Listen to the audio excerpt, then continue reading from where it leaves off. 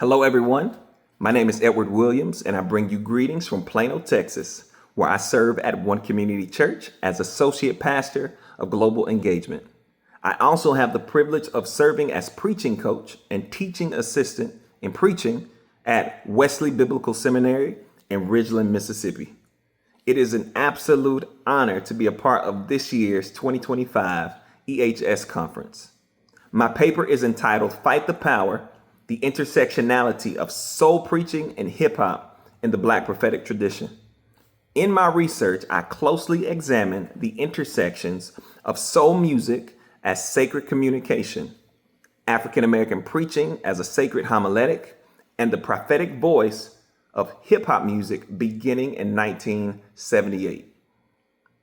Soul preaching, as a combination of Black preaching and hip hop, embraces a diunity or two-ness of Black musicality and rhetoric. It encompasses a multiplicity of African American oral forms and responses. This duality paints with a bold, rhetorical, missiological brush. The brush applies polychromes of imagination, contextual interrogation, and even liberation onto the canvas of Scripture. Like many West African griots, the preacher emotes musical storytelling and biblical dramatization. There, in the sermon, the world of art and science collide. Reflecting the Genesis 2 narrative, God breathes into man, and he becomes a living being. In like manner, the African American sermon inhales the breath of God and thus becomes a living soul. This sermon grows feet, dancing between the realities of the ancient world and contemporary rhythm and blues. It moves and hums with the wind, engaging the senses and emotions of its listeners. There, we encounter imagery, metaphor, cadence, biblical storytelling, melody, and even bravado. John Spencer describes this as homiletical musicality.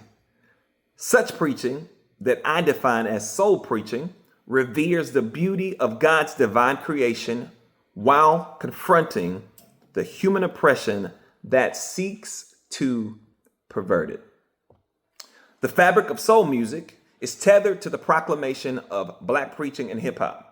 The two, while drastically different, are connected not only to the formation, but the praxis of the Black church.